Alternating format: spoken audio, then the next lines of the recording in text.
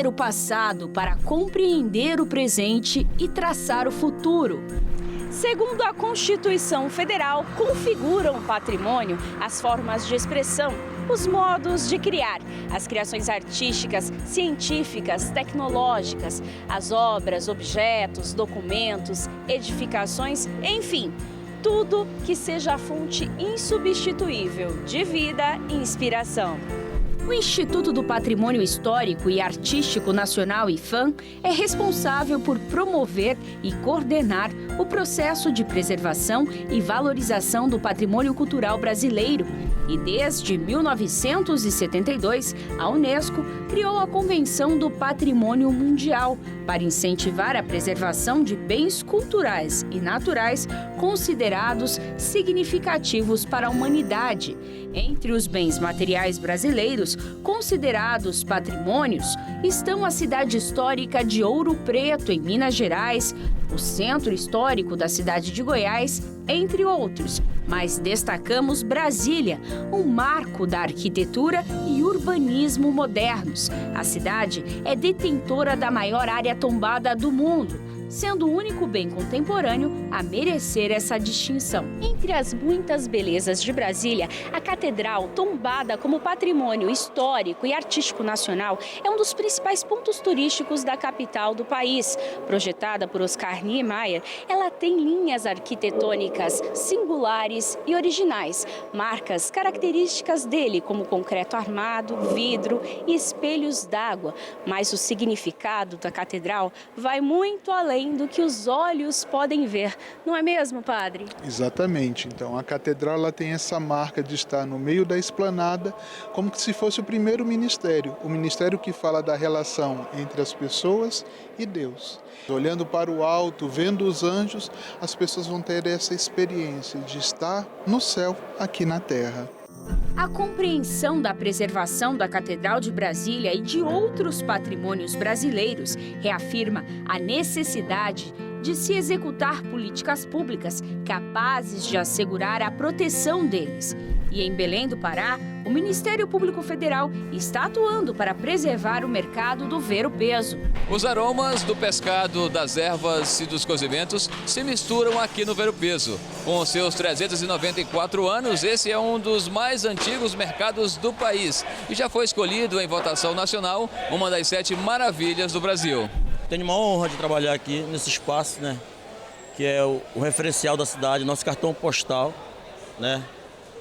Embora muitas das vezes seja esquecido pelos gestores, né, mas a gente luta por esse espaço para que ele sempre esteja melhor. E a luta está surtindo efeito. Uma reforma está em planejamento e o Ministério Público Federal está mediando as discussões entre feirantes e o poder público. A última grande reforma por aqui já completa 17 anos. Estabeleceu uma linha de prioridades e foi mandada uma recomendação ao município para que se atendesse com urgência a questão da cobertura das barracas, quanto às lonas que são tradicionais na feira, e o problema do piso das barracas e da feira em geral. Se tudo sair conforme planejado, essa nova reforma vai garantir conforto para quem trabalha por aqui e tornar mais agradável a experiência de quem viaja milhares de quilômetros para conhecer este símbolo da região amazônica. Eu conhecia o ver-o-peso em pesquisa, em pesquisa pela internet, já havia visto fotos e tinha uma curiosidade, uma grande curiosidade em estar aqui para ver assim ao vivo, presenciar o que é isso daqui. Daqui para frente, o que se vai fazer é trabalhar nos problemas do complexo como um todo, para poder ter para o município o projeto global.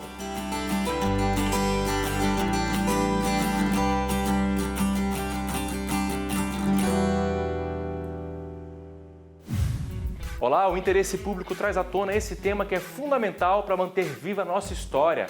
Mas eu quero te convidar a ficar comigo junto nesse início de programa para conhecer um sítio arqueológico aqui do Distrito Federal. É o quadro Acontece nas Redes, que você confere com o meu amigo Márcio.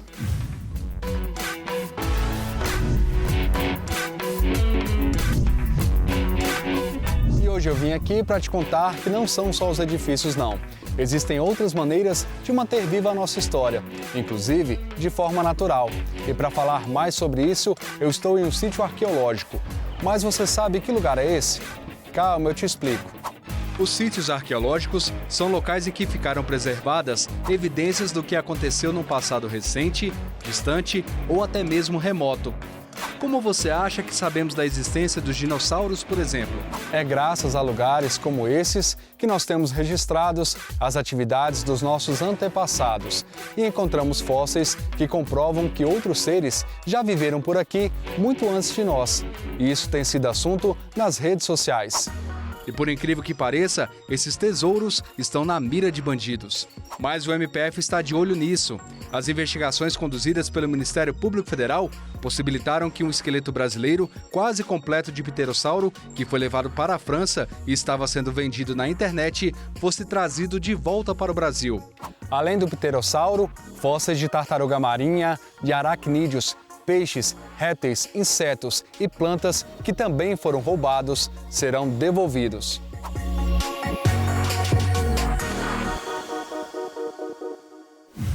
E aí, tá gostando do programa de hoje? E ainda tem muito mais para você. O Ministério Público Federal aqui em Minas Gerais fez uma recomendação aos Correios para que indenizem também os destinatários quando houver extravio das encomendas, e não somente o consumidor que fez o envio pela empresa. Obras de duplicação da BR-101 em Sergipe já duram quase uma década. E ainda, a última reportagem da série Caso Pinheiro. A minha vida desmoronou. Depressão, tô com síndrome do pânico e tô com fobia. Porque não é fácil você morar 30 anos no bairro e você ter que sair. Nós vamos para um rápido intervalo, mas fique com a gente, o interesse público já começou.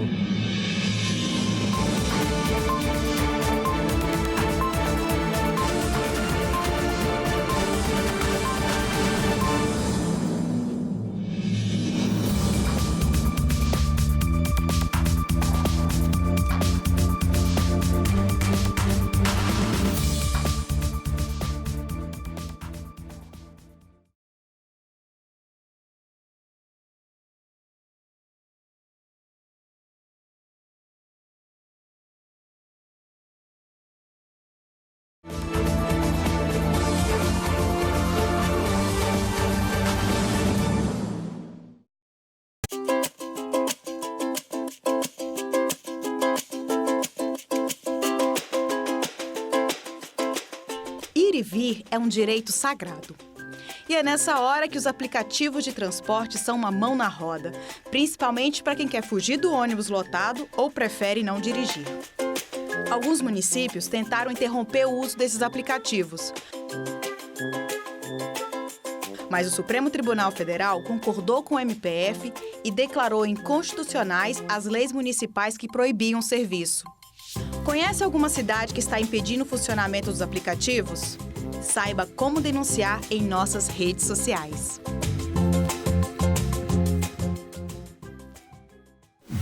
A proposta da construção de um novo autódromo no Rio de Janeiro tem tirado o sono de muita gente. Isso porque o local escolhido, a floresta do Camboatá, é uma área da Mata Atlântica protegida por lei. A Janaína foi lá e conta essa história pra gente.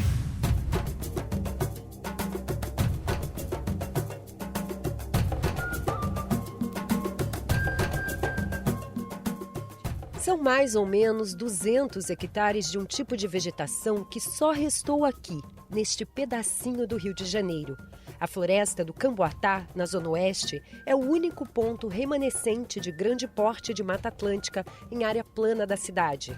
Abrigo de mais de 120 espécies da flora nativa que já foram catalogadas nos estudos feitos pelo professor Haroldo Lima, do Instituto de Pesquisas do Jardim Botânico do Rio. Tem até espécies que foram muito exploradas e hoje estão ameaçadas de extinção, como o jacarandá e a garapeira.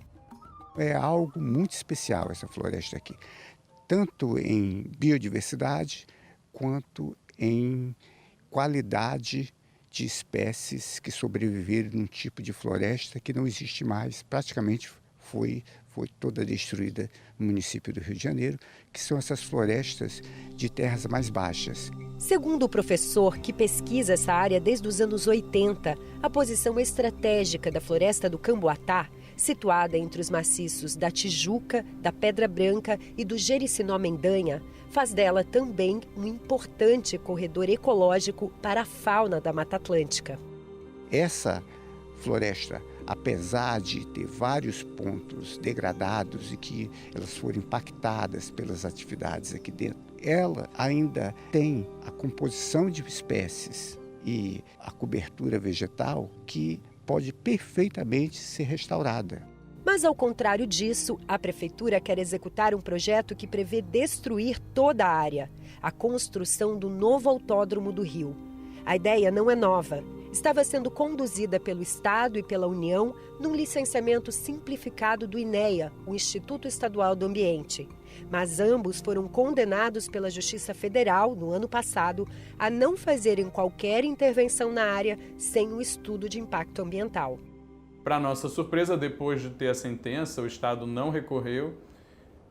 Esse ano, o governo federal com o Estado fazem um protocolo de intenções, um termo de cooperação com o município, e o município, que não foi réu na ação, passou a tocar essa questão do autódromo, e a gente já ficou sabendo disso na iminência de ter a licitação para contratar uma empresa que fosse construir esse autódromo, mas tendo como certo que esse autódromo seria ali no lugar onde está a floresta de Camboatá, que pela lei não poderia ser derrubada. Como a licitação foi feita em maio, o MPF agora quer a suspensão da contratação da empresa, já que isso só deveria acontecer após este estudo e a obtenção da licença prévia para a obra.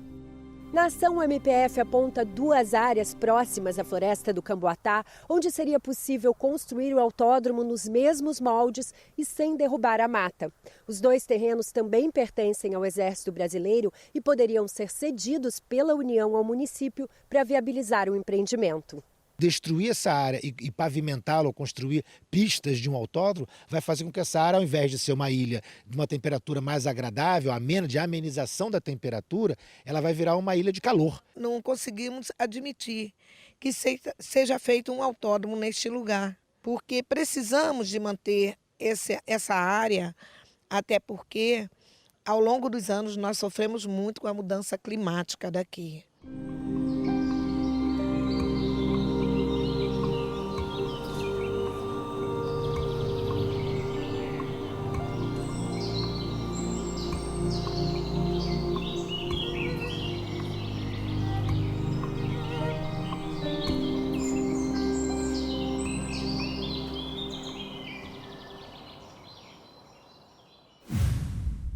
Imagina a situação, você compra um produto pela internet, o vendedor confirma o pagamento e o envio pelos correios, mas a compra não chega na sua casa.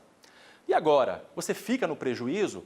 Para o MPF em Minas Gerais, tanto o remetente quanto o destinatário devem ser ressarcidos.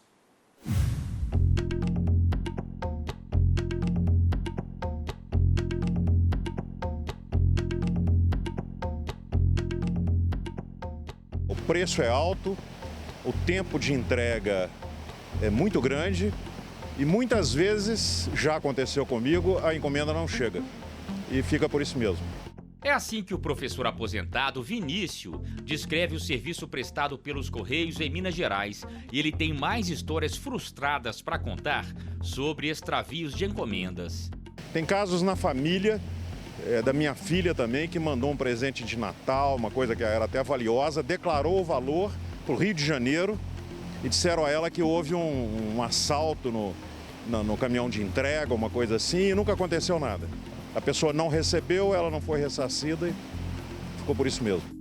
Até meados de julho, os PROCONs do Brasil receberam quase 47 mil reclamações contra os Correios por atraso ou não entrega de produtos. Ano passado foram mais de 82 mil denúncias. Em Minas Gerais, neste ano até agora, foram quase 3.600 reclamações. Os dados são do Sistema Nacional de Defesa do Consumidor, do Ministério da Justiça. Com certeza está havendo uma má prestação por parte dos Correios. Deveria prestar o serviço de maneira adequada, de maneira eficaz, de maneira rápida, porque a expectativa maior é simplesmente o recebimento dessa correspondência. E essa é a maior reclamação. Os consumidores não recebem na data marcada ou até mesmo não recebem o produto, situações de extravio, situações de violação das suas correspondências, e isso aí caracteriza, sem dúvida nenhuma, a má prestação de serviço. E toda má prestação de serviço, ela requer uma indenização para o consumidor por todos os prejuízos causados em razão exatamente dessa prestação não ter sido eficiente, não ter sido adequada. A Convenção Postal Internacional estabelece que o remetente, por ser o contratante do serviço, é o único beneficiário de uma possível indenização no caso de demora ou não entrega de uma encomenda. Mas para o Ministério Público Federal, isso vai contra as normas do Código de Defesa do Consumidor, que também considera o destinatário consumidor final do serviço de postagem contratado. No artigo 17, o Código considera consumidores todas as vítimas do evento. Além disso, a relação entre empresa e destinatário é uma ligação entre consumidores. Assim, o MPF recomendou à empresa que indenize também os destinatários quando houver extravios de mercadorias. Nós fizemos exatamente essa recomendação, mostrando para os Correios que a interpretação deles não é a melhor, que realmente o Código de Defesa do Consumidor está sendo totalmente ignorado, e estamos dando 30 dias. Caso os Correios insistam com essa interpretação de ignorar o Código de Defesa do Consumidor, nós vamos ingressar com uma ação diretamente em juízo, já pedindo para que o Judiciário determine a responsabilidade dos Correios e que as pessoas possam ser indenizadas.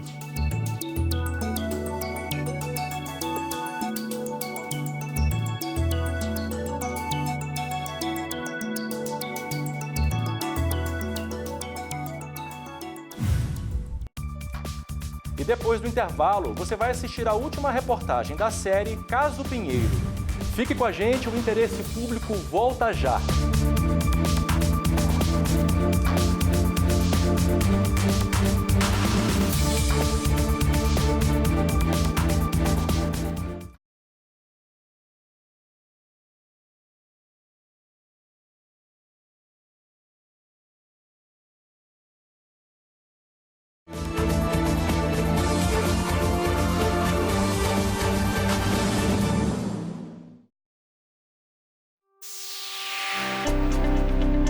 Olá, para você que acompanha o Interesse Público, chegou a hora de ficar por dentro do que aconteceu esta semana no Ministério Público Federal. Está no ar o Redação MPF. Na Bahia, o atual prefeito de Correntina e o ex-prefeito de Santa Maria da Vitória foram acionados pelo Ministério Público Federal por improbidade administrativa. Juntos, eles desviaram quase R$1,5 milhão em recursos da educação pelo Fundef e o FNDE. E após denúncia do Ministério Público Federal, 6 pessoas envolvidas no uso ilegal de recursos da merenda escolar no município de Paulistânia, em São Paulo, foram condenadas. A fraude era na compra de produtos sem licitação e em estabelecimentos de pessoas vinculadas ao prefeito. Em vez de destinar alimentação aos alunos da rede municipal, parte dos itens era desviada para confraternizações da prefeitura. Churrascos, eventos esportivos e distribuição de cestas básicas com objetivos eleitorais. E a última informação que você também pode conferir no portal do MPF foi sobre a reunião da Procuradora-Geral da República com integrantes da Força Tarefa da Lava Jato. E apresentou aos procuradores as medidas adotadas desde o início do mês de maio, quando surgiram os primeiros indícios de tentativa de invasão de aplicativos instalados em celulares funcionais utilizados por membros do MPF. Raquel Dodge determinou a instauração de procedimento administrativo para apurar o caso e pediu providências à Polícia Federal. Com esse último destaque, o Redação MPF de hoje fica por aqui. Você pode acessar o nosso portal nesse endereço que aparece aqui na sua tela e conferir sobre a atuação do MPF. Semana que vem estamos de volta.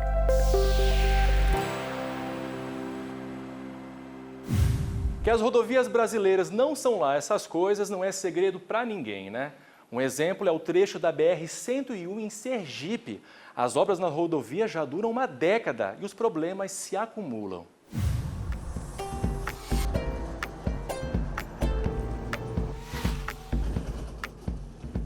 Trafegar pela BR-101 Norte em Sergipe não é tarefa fácil. A rodovia apresenta graves problemas. São trechos com obras inacabadas, desníveis entre uma pista e outra, falta de acostamento, sinalização e iluminação. Os problemas são resultado da obra de duplicação da rodovia. Quem necessita circular por ela precisa redobrar a atenção. Já teve muitas mortes aqui na ponte, mais dos buracos, as buraqueiras. Toda hora tem acidente. Tem que ser consertado o buraco, né? Isso tem que ser consertado, porque o negócio está ruim aí. O início da duplicação da BR foi em 2010. Já são quase 10 anos de obras inacabadas. Situação que tem colocado em risco a vida de motoristas que circulam por aqui. Um levantamento feito pela Polícia Rodoviária Federal mostrou que de janeiro de 2014 a dezembro de 2017 foram registrados 926 acidentes e 57 mortes. Só nesse trecho da BR-101 Norte que vai do quilômetro 0 ao 76. Em razão da obra de duplicação, o Departamento Nacional de Infraestrutura de Transporte, o DENIT, abriu uma via alternativa na altura do quilômetro 02. E a ausência de asfalto e de sinalização tem causado transtornos aos moradores e comerciantes da localidade. O problema é que à noite aqui ninguém pode passar de moto, que aqui embaixo aqui desse viaduto é muito escuro. Tem roubadeira de veículos e não tem iluminação nenhuma, buraco, ninguém passa por aqui. Em busca da solução para o problema, o Ministério Público Federal em Sergipe ajuizou uma ação contra o DENIT. O que nós queremos então é que o DENIT ele tenha um prazo que essa obra ela acabe, mas acabe não daqui a mais 5, 7, 8, 10 anos, mas num prazo razoável, até porque a lei determina que toda obra, para ser contratada, ela tem que ter um prazo. E essa obra ela já ultrapassou qualquer razoabilidade, se estenderam por cerca de 10 anos. E caso o departamento não cumpra as determinações, o MPF solicitou a aplicação de uma multa pessoal ao diretor do DENIT.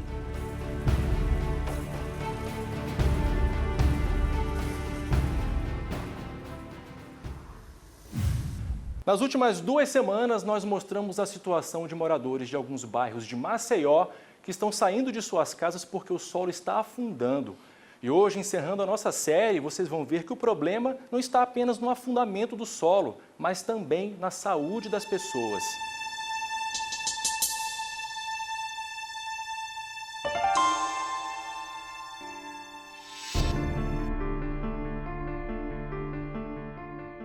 A minha vida desmoronou. Depressão, estou com síndrome do pânico e estou com fobia. Porque não é fácil você morar 30 anos num bairro e de repente acontecer tudo isso e você ter que sair. Um drama social, uma questão de saúde pública. Em Maceió, mais de 10 mil famílias hoje convivem com a insegurança. Elas tiveram as casas condenadas pelo Serviço Geológico do Brasil, que apontou a existência de cavernas nas minas subterrâneas onde há mineração de salgema feita pela indústria cloroquímica Braskem. Para você ter ideia, são dimensões tipo assim, campo de futebol, de 100 metros de diâmetro, entendeu? Tem menores, de 80, mas tem até maiores, de 120. E também tem até bem maior, porque teve minas que se juntaram, que dá mais do que 2 campos de futebol. No bairro, além de casas e apartamentos rachados, hospitais, supermercados e shoppings sofrem abalos econômicos. Além do Pinheiro, os bairros do Mutange e Bebedouro passaram a integrar o mapa de risco. Após o relatório do Serviço Geológico, 2.000 famílias foram desalojadas e passaram a receber o aluguel social no valor de R$1.000. Para garantir este pagamento, Ministério Público Estadual e Defensoria Pública conseguiram na Justiça o bloqueio de parte dos lucros da Braskem. De acordo com o defensor público, o laudo do Serviço Geológico já é peça suficiente para que as famílias recebam as indenizações de forma antecipada. Temos uma prova inequívoca que mostra toda essa situação, elaborada pelos melhores profissionais do Brasil, com a ajuda do exterior, que, além de mostrar causa disso, mostra o risco que a população corre e a necessidade de medidas urgentes e extremas. A Prefeitura de Maceió informou que a estimativa é que um total de 4.500 famílias sejam removidas de suas casas e direcionadas a programas de habitação popular ou indenização.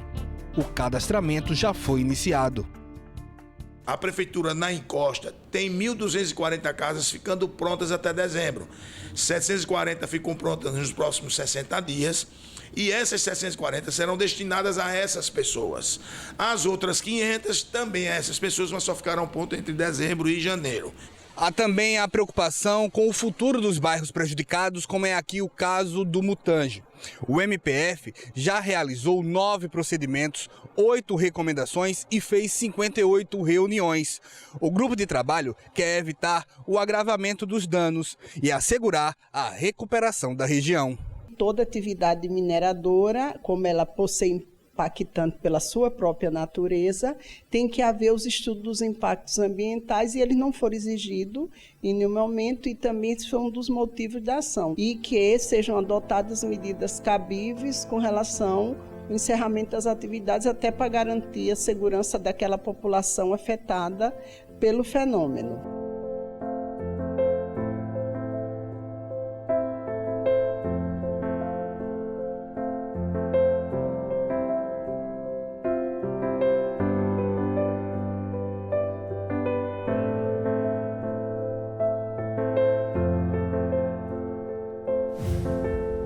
Bom, e a gente, claro, vai continuar acompanhando a atuação do Ministério Público nesse caso.